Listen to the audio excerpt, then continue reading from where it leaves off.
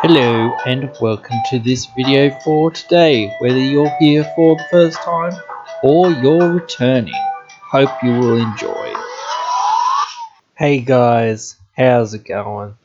And in today's video, in case you didn't see by clicking on the video icon or whatnot, today I'm having a very different discussion, I guess, to a degree. Something that I think a lot of people might yell and scream at me at. But I sort of mentioned this in one of my videos sort of recently.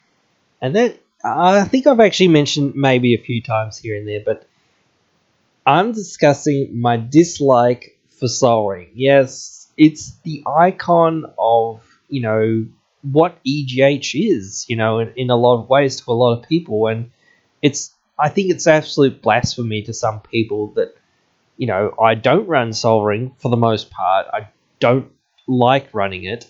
I don't think it's a good card for the format, and I don't think it's a healthy card for the format at all. And I do think it perhaps should be banned. I don't think it might ever be banned because it's just the face of the format, and it's one of those cards that they constantly reprint every year, or maybe twice or three times every year now. But again, my perspective isn't, you know, and I don't have any sway or stroke or whatever, this sort of stuff. Or my perspective isn't to go out of my way to try to get solvering banned. It's going to get banned or not get banned on its own merits. It's not going to get more. It's not more likely to get banned by me sitting here and saying why I don't like the card and why I think it, is unhealthy for the format. Look, we all know that solvering is powerful. It's very powerful. Even when it's late game, I think the fact that we talk about these three quadrants or four quadrants of the game. The beginning, like setting up, getting established, whatnot, at parity where everything's sort of even or whatnot. No one's really ahead, no one's really behind.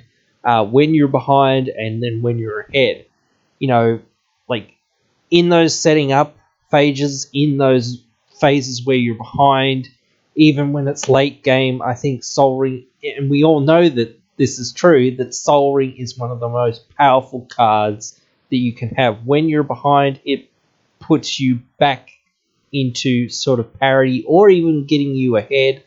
When you're setting up, it gets you way ahead.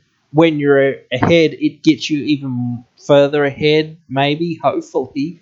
But when you're at parity, again, it just like gets you ahead, at least in theory. So it's always good in every section of the game, pretty much. Of that sort of theory. It's not always that good later in the, like if you draw it on turn 6, 7, 8, or 9, 10, 11, 12, maybe it's not that good, but it's just so good in the phases and in the turns and whatnot before that it just makes up for that being slightly not that good later on. Like, it's still quite good later on. It can still do some stuff later on, but it's not nearly as broken as what it is when it's like on the first few turns of the game. Again, like, I'm not going to go through this too much. I can already feel people yelling or typing very loudly on their keyboards that Sol Ring's the best card in the format and whatnot.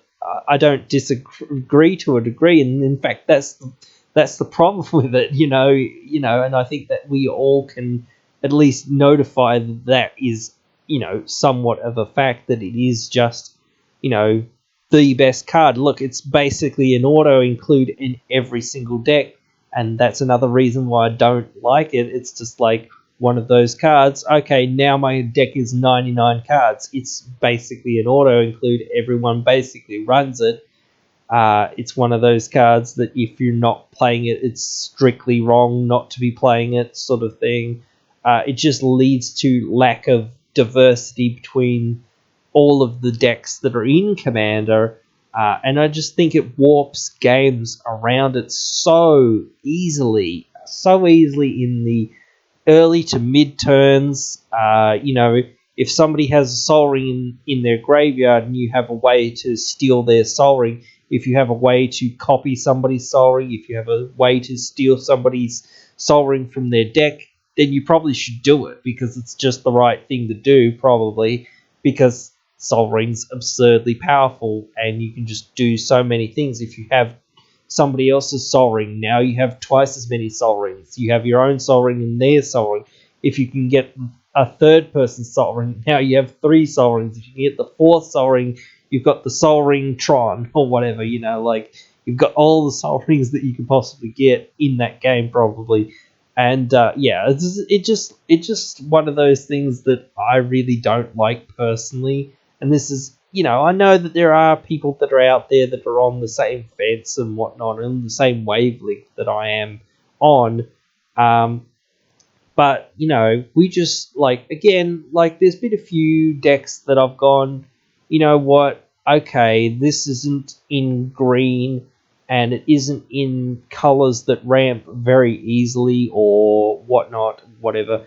So this deck probably needs Soaring. So I kind of look at Soaring as a card a bit differently. I don't put it in every deck. If I can avoid putting it in decks, I do.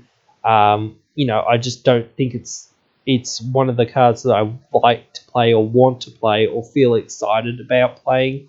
If I go, okay, this deck needs it, it actually needs it, because otherwise, what other options or really good options do I have? And I sort of was talking about this in my Getting Nitpicky with Mana Rocks, and one of the more recent videos that I did, talking about deck percentages and whatnot, how many cards of ramp and card draw and whatnot you should run.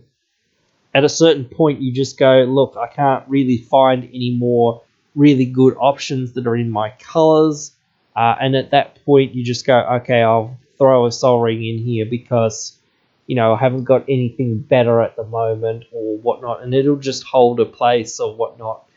In my personal opinion, for now, if I can find something better or, whatever, I will put that in over it, because I don't particularly want to run it myself, but again, some decks just don't have enough really good options that you can really run and just be happy with, but I'm sure they will print more good options in the future. So, I feel the same way about Mana Crypt and whatnot, and Mana Vault, and a lot of these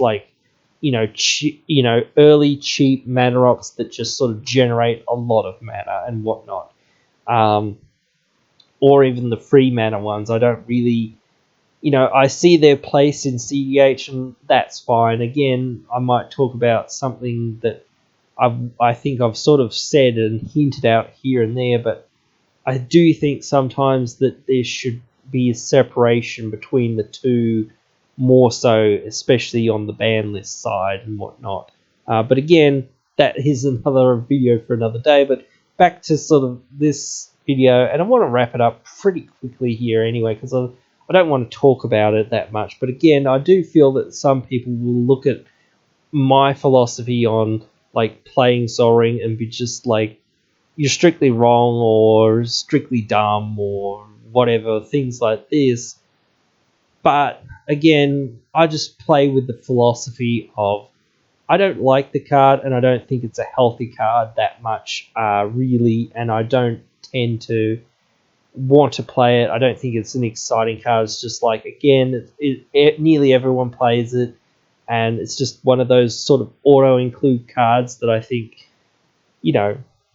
again, it just sort of warps deck building immediately. Are you playing Soaring? No. Well, what's wrong with you? Sort of thing. Sort of thing. It just becomes your deck already starts with 99. Again, like I sort of said, you're gonna run Soaring because it exists and it's legal. That's pretty much it. But yeah, those that's mostly what I want to talk about. I don't want to go over and over it, but again, there are a few other little things about it, but again, for the most part, it's a whole bunch of how it's sort of worked out in the history, and it is an iconic card, so it's probably not going to go anywhere soon. And again, I'm not going to go out and wave a flag and say, hey, ban this card or whatever. No, I'm not going to do that. I'm just going to choose not to play with it myself, and again, I'm not into really blowing up mana rocks that much because I don't really think it does much. But I do sometimes look at Soul Rings and be like, yeah, I want to blow that up as much as possible if I can. But it often doesn't happen because there's usually something else more threatening.